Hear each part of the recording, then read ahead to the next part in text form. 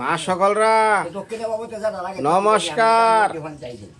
মুসলিম ভাই যারা আছেন আমার এই প্রাণ থেকে একটা সালাম জানাইলাম, মনে চালেন একটু নিয়েন। ড্যাডি ড্যাডি ড্যাডি করলে বুঝে না। বাবা অনেক শুনেন, এই যে আগেই টেহা পয়সা নিয়ে কাউ কাউ বাজছে। একটা কথা কমু বাবা, এই অনুষ্ঠানটা কি একটু কইয়া নন? অনুষ্ঠান হলো আমার মার আদিষ্ট বছরের একবার করা লাগে। আজকে এই বাৎসরিক যারা বছর করে আপনার মান কয়দিন করেন? আমার মাকে তো মরেছেন কেন? ও সরি সরি, ওটাও তো বলে গেছে গা। বাপে বাপে বাপ আছে তো। আমার মা মারন সময় আয় আমার দামারি হলো, তোমার বাপে সাজাই দিতেন না। বাপের মা মসন তো আমারই যেমন লাগে। কি কয় কি কইলো? নাতিন আছো, নাতিন জামাই আছো, তো তোমরা তো এটা খবরই নাই। কইলে আর খবর এটা লাগে না, এটা লাগে না, এটা লাগে না, তাকতে লাগে, মনে লাগে না। এ ঠাকুর মশাই নমস্কার। নমস্কার নমস্কার। তাহলে আজকে ধুতি পরে আইছেন না? আজকে যদি ধুতি না পরতেন খবর আজকে আসালো। আমি টিয়া দেন নাকি? কি কি কি আপনি কি বলতে চান? কিছু জিজ্ঞেস করবেন? এই কথার কথা খালি টিয়া আসান, এটা তো টাকা টাকা ছাড়া অর্থ ছাড়া বর্ত হয় না। বাবারে আমার বান্ধবী টিয়া দিতা না আমার বেলায়, খালি আমার বেলায় না। জীবিত থাকতে যে যে জিনিসটি লাগে প্রদ্যুপ সেই জিনিসটি ব্যক্তি লাগে। আমরা তো দিতাম পারি না, আমরা তো দিই না। আমরা তাহলে কই না গো, কত্তা নিবান কত্তা না বাবা। কত্তারে দাও ও বাবা, আমাকে দিদি টিয়া দিয়ে কি করবো? তোমার বান্ধবী খাইবা? আমার বান্ধবী ঠিক আছে, এই যে মরে গেছে হ্যাঁ টিহার দরকার কি? না আর টাকার দরকার আছে। তার টাকা তোর, এই টাকাটা তোর তার জন্য নয়, তার স্বর্গ কামনায় ফুটে কাজ করতেছে। এটাকে বাৎসরিক অনুষ্ঠান বলা হয়, একদৃষ্ট। এই কামনাটা লক্ষ্যেই এই কর্মটা করতে হয়। কর্মটা যখন করণ লাগে বেটা, কর্মটা করতে গেলে পয়সা ছাড়া কর্মটা হয়। এই যে আমরা যে দুর্গা পূজা করি, হাজার হাজার লক্ষ লক্ষ টাকা খরচ করিয়া কেন করি? পরে কি যে থাকে ভালাইয়া দেয়, প্রতিমা ভালাইয়া দেয়, কিন্তু ভালাইয়া দেয় মনের একটা আত্মতৃপ্তি আসে যে এটা করলে এইটা হয়। অর্থাৎ সৃষ্টিকর্তা যে একজন আছেন, উনি যে একজন অভিভাবক, সেটা আমাদের মেনে নিতে হয়। যার জন্য বৈদিক ক্রিয়ার মাধ্যমে, বেদের মাধ্যমে এই ক্রিয়ার অনুসারে এই কর্মটা করতে হয়। এটা শুধু এই বছরে বছরে। আবার আরেকটা বিষয় আছে, বিষয়টা হচ্ছে যে গয়াতে আমাদের সনাতন ধর্মাবলম্বী যারা গয়াতে যদি একবার পিণ্ড দেওয়া যায়, বুঝলেন, এই মৃতের উদ্দেশ্যে আত্মার, তাহলে আর পুনরায় দিতে হয় না। কিন্তু সেটা তো অর্থনৈতিক অভাবের কারণে ওইখান থেকে এই উদ্দেশ্যের উপরে ভিত্তি করে পিণ্ডটা দান করা হয়। তাহলে আপনার কথাই বুঝলাম, এই যে টাকা পয়সা যে মনে করছি যে মূল্যে বানার দরকার নাই, মূল্যেও যে টাকা পয়সার পিস ছাড়ে না, এটাই বোঝা গেল। সারে কখন সারে? ওই যে বললাম যে গয়াতে যখন পিণ্ড দেওয়া হবে, তার পরবর্তীতে আর ওই পিণ্ডর দানটা এবং সেই কর্মটা করতে হবে না। অর্থাৎ তার ছেলে বা সন্তানের, যিনি মারা যান, ওনার ছেলে বা মেয়েদের এদের একটা আত্মতৃপ্তি হয় যে আমার বাবা অবশ্যই বৈকুণ্ঠগামী হয়েছেন, ওনার আত্মা স্বর্গগামী হয়েছে। এই একটা আত্মবিশ্বাসের উপরে ভিত্তি করে এটি সমাপ্ত ঘোষণা করা হয়। ওই গয়াতে পিণ্ড দেওয়াটাই হলো লাস্ট সিদ্ধান্ত। গয়ার মধ্যে পিণ্ড দিবার গেলে আবার কি আবার খাসি ছাগল পাঠা নাকি নাকি? না না না, ওইটা আবার আরেকটা সেকশন আছে। ওইটা পিণ্ড দেওয়া, পিণ্ড দান করাই একটা শ্রাদ্ধাদি অনুষ্ঠান করাই। জাগার নাম গয়া। গয়া হলো একটা স্থান, পবিত্র স্থান। কি করবেন নন? তাহলে দুইজনে গয়া জায়গা আর কি করুন? হ্যাঁ যান। আপনার নাতি ইয়ে আছেন, আপনার ওই নাতিন জামাই তো, আপনার নাতিন জামাই আপনার শ্বশুর শাশুড়িরে নিয়ে, শ্বশুর শাশুড়িরে নিয়ে ফাস্টফুড করে গয়াতে যান গিয়া 7 দিন থাকিয়া বেড়াইয়া ঘুরে দেখিয়া গয়া স্থানের মাধ্যমে পিণ্ডটা দান করে এখানকার গিয়া, এতে করে আপনিও কিছু না কিছু অংশীদার হতে পারবেন।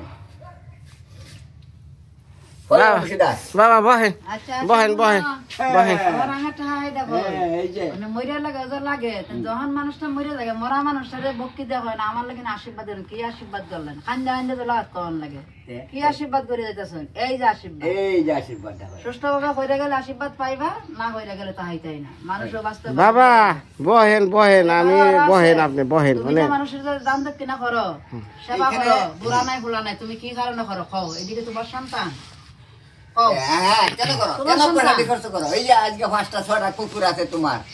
হ্যাঁ, তোমার শ্বশুর শাশুড়িরে এই যত্ন করতেছো, এটাও তোমার দায়িত্ব। এই যে প্রাণীগুলি এদেরকে খাওয়া পরা ভরণ পোষণ করা দেখে রাখা, ওইটি অর্থের দরকার আছে না? আমি তো হাত করে কেন খাওয়াই করতেছো? আপনাকে হাত করে হ্যাঁ, খাওয়াবো না কেন করতেছো? কারণ কি এটার একটা উদ্দেশ্য আছে এবং এটার একটা ফলো এটা আছে। মনের ক্রাক মনের শান্তি হ্যাঁ, এই লোকা বড় বিষয়টা। বাবা চুপ করে থাকেন কিছু কই আরেন না ওই বই কিতা কইব তো অনুশোচনাই করে অনুশোচনাই করে। আজকে যদি বাবা থাকতো তাহলে পথ প্রদর্শক হিসাবে গাছ হিসাবে বৃহৎ বৃক্ষ হিসাবে থাকতো, উনি ওই পথ অবলম্বন করে দিত। কিন্তু নাইকে বিদায় আজকে হতাশার মধ্যে হইয়া অর্থনৈতিক সমস্যার কারণে করণও লাগতেছে না, করে পারতেছে না, উপযুক্ত ছেলে জন্ম দিয়ে গেছে, হ্যাঁ, কিন্তু অর্থের অভাবে সে করার মতো সামর্থ্যও নাই, যার জন্য এই যে নীরবতা উঠায়। বুঝলাম। ক্রিয়া গো ক্রিয়া, বৈদিক ক্রিয়ার অনেক কিছু আছে। মা একটা মুক্তি দেওয়া পয়সা করেন গোবিন্দর নাম লইয়া।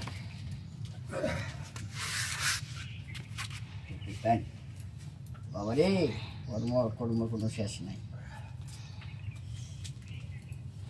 যেটা হয়েছে তো এটা বাইরে নিলে ভালো হইতো না? বাইরে না, তারপরে হরণ যায় বাইরে হরণ যায় ঘরে হরণ যায় উদ্দেশ্যটা তো একটাই। উদ্দেশ্যটা যা বেশি লাগান লাগান লাগান লাগান।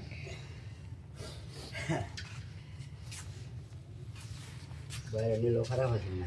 এই বুঝিরা বলতে একটা টেহা দেওয়ার মতো হাই রে হাই, খালি এনে টেহা দেওয়ার নাগে ওনে টেহা দেওয়ার নাগে ওনে টেহা দেওয়ার নাগে মাথায় টেহা দিয়ে আছে। তুমি মানুষের টিয়া দিলে তোমার বান্ধবী টিয়া দিলে সুবিধা কি টিয়া কেটা জানে? হ্যাঁ আমাদের দাম লাগে কত জানো? জামাইরা যে তোমরা যে অনুষ্ঠানের জন্য নাতি জানে 500 টাকা দাম লাগে। ই কয় কি হ্যাঁ, এটা 500 টাকা দাম লাগে। দিয়া ফটোটা তুলে দেয়া আনি লাগে বলে যে হ্যাঁ, আমার দাদা শ্বশুরের প্রতি আমার মন মানসিকতা আছে।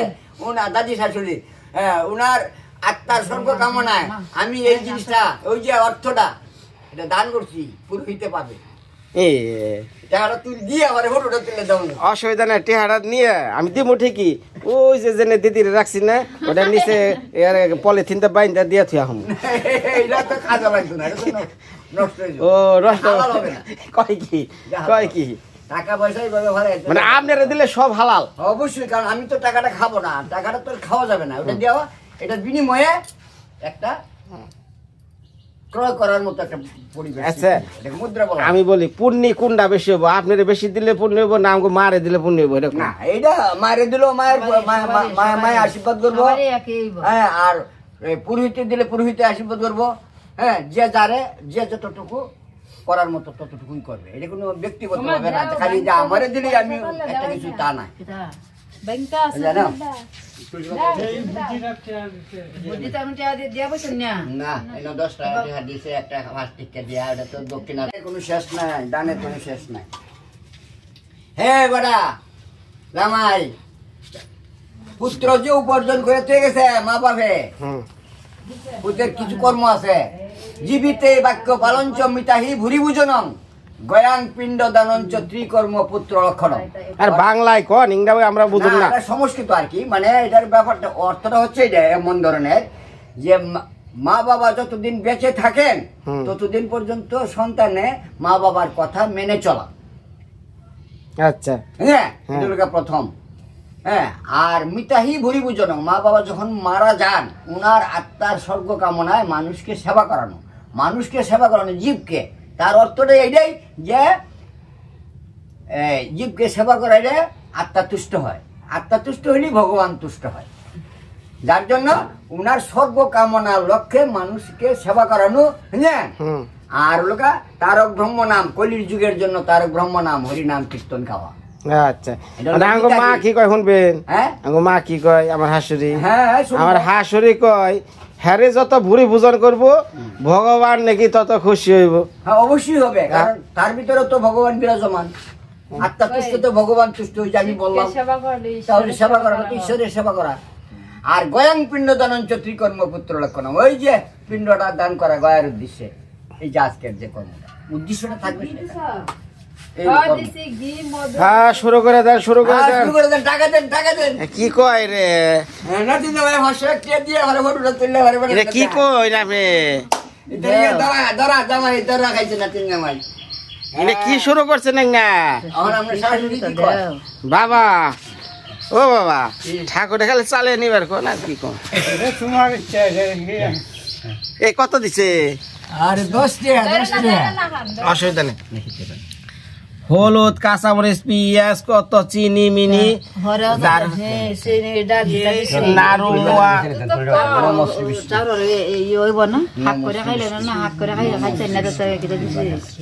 অসুবিধা নাই, চালাইতে থাকুক ঠাকুর মশাই। হ্যাঁ হ্যাঁ হ্যাঁ ঠাকুর মশাই চালাইতে থাকুক। নম তদ বিষ্ণু পরমং পদ সদা ঈশ্বরীতি সুরয় দিবিব চস্কু রাততম। জলের মধ্যে আর দিই নম অপবিত্র পবিত্র বা সর্বাবস্থা পবিত্র কুরু চাসন। সামনে বাড়ি তুমি একটা গর্ব, আবার এটা বাইরে দিয়ে একটা সাইকেল গর্ব শুরু করি, এটার সাথে খালি মিশাই মিশাই। হ্যাঁ সাইকেল নিয়ে ঘর বানান নাকি? হ্যাঁ আবার এটার বাইরে দিয়ে একটা গুল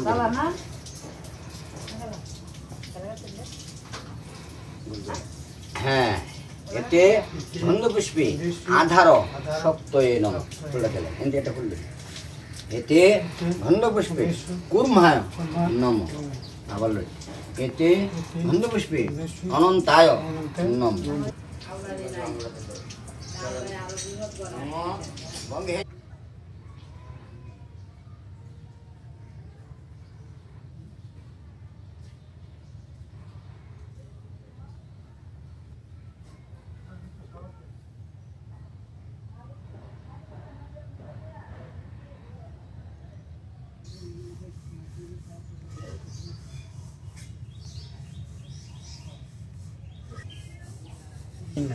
মানে আমাদের বিষয়টা হচ্ছে যে আমরা যা বলবো যা করবো সত্য, এর মধ্যে কোনো বিন্দু বিসর্গ যাতে কোনো স্পট না থাকে, এটা হলো একটা বড় বিষয়। আপনি এমনি গড় আছে আপনার একটা বড় টিনের, কিন্তু টিনের গড় তাহলে এই যে আপনি দুনিয়া উঁচুই, এইটা কোনো বিষয় না। কারণ হলো একজনের তো দানও করতে পারে, ঠিক না? এরপরে আমি কর্ম করে আবার খামলা দেয় সঙ্গের বিনিময়, এটা তো আরো ভাগ্য করবো, বাস্তব প্রমাণ হইব, দেখবো জমি নাই জামা নাই কাগজ নাই কলম নাই এই নেই সেই নেই অর্থনীতি এইগুলি দেখবে না। তো মিথ্যা কথা কোনো যুক্তি আছে? মিথ্যা কথা করে কি মানুষ থেকে চাই আনার কোনো যুক্তি আছে? এটা ভগবানের কাছে কাজ হবো। আমার আসতে এরপরেও আমি একবারের কাছ থেকে আমি আনতে চাই, তাহলে এটা ভগবানের কাছে কাজ হবে না? ঠাকুর আমার দেশে আমি খুশি সুখী, কেন যাবো আমি এই বেবি চল, এটাই হাতা যে চলতে পারে না। হ্যাঁ বাস্তব দরিদ্র সত্যতার মাধ্যমে সত্যি। আচ্ছা এখন দাদা তিলকটা করলেন মাম হাতে তালা নিতে জল দিয়ে।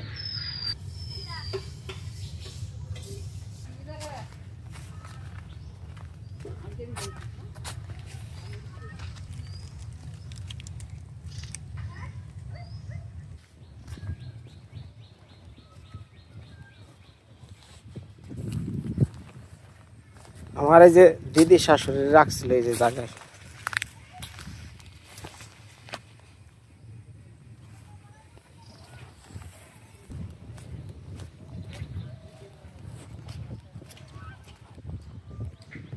আসলে কি বিষয়টা হলো মা বাবা এটা একটা অনেক কঠিন জিনিস। এটা যে হারাইছে হ্যাঁ বুঝে, এই জায়গাটার অন্য কেউ দখল করা পারে না। তো যাই হোক, মা বাবা একটা এমন সন্তানের সারা জীবন আর কি মৃত্যুর অবধি বেঁচে থাকে মা বাবা তার কাছে, এটা বললে নিতে হইব। এখন দেখেন যারা মা বাবার দেখাশোনা করে না, তারা একটাবার ভাবুন তো আপনাদের সন্তানটা কি করব। তো যাক, আমার বাবার এই যে মা মারা গেছিল, তার বাৎসরিক অনুষ্ঠান। আপনারা আমার দিদি শাশুড়ির লিগে একটু আশীর্বাদ করেন। ওনারা সবাই বান্ধই নামে ডাকতো। বান্ধই মানে যে কেউ আছে না একটা মানুষের ডাক নাম, ওনার নাম বান্ধই হিসাবেই ডাকতো সবাই। কেউ ওনার নাতি পুতি যাই থাকুক, খালি আমার নিজের বাবা বাদে সবাই, মানে আমার শাশুড়িও তারে বান্ধই করেই ডাকতো। উনি একজন বান্ধই নামেই পরিচিত, কিন্তু এই অর্থ কি আমি নিজেও জানি না। কিন্তু এই শুনি যে ওনার নাম ছিল, নাম কি, ওনারে সবাই বান্ধই কইতো। মানে এটার মূল বিষয়টা কি আমি পূজার পরে জিগামো যে বান্ধই ডাকার কারণ কি। আপনার শাশুড়ি লাগে, আপনিও বান্ধই ডাকেন, আবার তৃণাল লাগে দিদি, সেও বান্ধই ডাকে, আবার পাড়া প্রতিবেশী যারা আছে, ফুলদার একটু জিগাইছে, ও ফুলদা ও একটা কথা জিগামো আপনারে।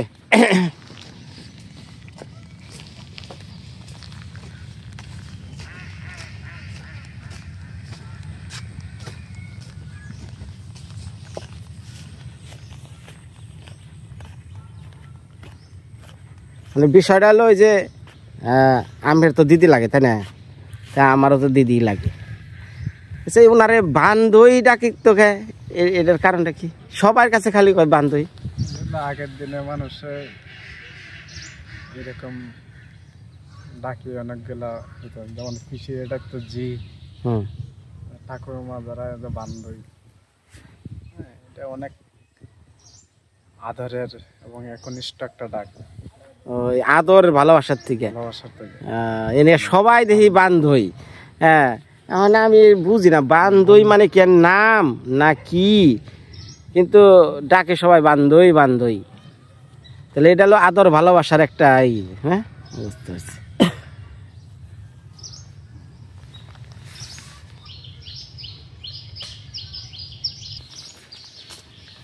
মা, ওই যে বান্দরনে যাবেন না? এখন আমি আর তার দিদি কম না, দিদি কইলে বলে ঠিক না, তারে বেকে বান্ধই ডাকতো, বান্ধই কই। হ্যাঁ মা, উনি যাবেন না?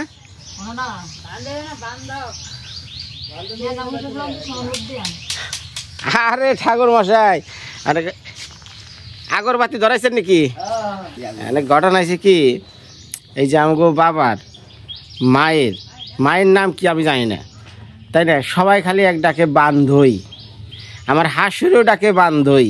ঘটনা কি, নাতিও পুতিও বান্ধই ডাকে। পরে শুনি বান্ধই মনে একটা শব্দ, এটা হলো আদর ভালোবাসার থেকে, অন্তর থেকে বলে কি একটা জিনিস, তাই না বাবা? ময়না বাবা, ময়না যে পাখি কথা বলতে পারে, সেই ময়না পাখি। তাহলে এখন বেড়াইলো আপনার মায়ের নাম ছিল ময়না না?